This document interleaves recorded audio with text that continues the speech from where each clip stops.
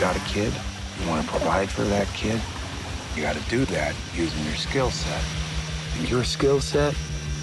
Shazam. All right, everybody who wants to live, put your hands in the air. 105 in pursuit, suspect. 104, I got a visual on motorcycle.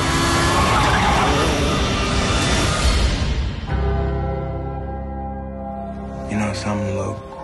If you ride like lightning, you're gonna crash like thunder.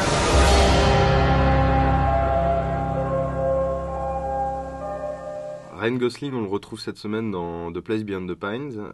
C'est le dernier film de Direction France. C'est leur deuxième collaboration après Blue Valentine. Sauf que là, le cinéaste a vraiment revu ses ambitions. Il fait une espèce de fresque familiale un peu grandiloquente, un peu lyrique, dans la tradition un peu des tragédiens hollywoodiens, comme ce qu'a repris James Gray ces derniers temps. Et c'est vraiment à la fois le meilleur film du cinéaste et peut-être un des rôles les plus intéressants de Ryan Gosling. Ladies and gentlemen, introducing Luke and the Heartthrob. La particularité du film, c'est qu'il est segmenté en 3 parties, chacune consacrée à un personnage. Donc la première est consacrée à Ryan Gosling dans un personnage de motard cascadeur, un peu white trash, complètement tatoué. La deuxième, un flic qui est joué par Bradley Cooper, c'est la moins intéressante. Et la troisième, qui est consacrée à leurs enfants. Donc finalement, Ryan Gosling apparaît très peu dans le film, sa présence est vraiment fondamentale. On a presque l'impression que c'est le sujet du film. C'est-à-dire qu'après avoir passé une première partie à le filmer de manière complètement fétichiste, complètement héroïque, il en fait une espèce de personnage de prolétaire à la Jack London, modernisé. Direction France abandonne brusquement son personnage. Et le film s'en remettra vraiment jamais, mais on a l'impression que c'est presque son sujet en fait. C'est-à-dire qu'il se pose la question de savoir qu'est-ce qu'il peut faire après Ryan Gosling, qu'est-ce qu'il peut faire sans Ryan Gosling. Or pas grand-chose, et tout le film comme ça est traversé un peu d'une espèce de sentiment de nostalgie où il va ressasser ses premières images, il va ressasser sa première partie avec Ryan Gosling, et ça en fait, je pense, un film assez fort à la fois sur l'abandon et surtout ça sied particulièrement à Ryan Gosling l'acteur. Who's that guy? He's yours. What can you tell me?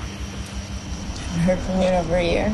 You just took off. My son and I should be around him. I wasn't around my dad. Look the way I turned out. How are you going to take care of us?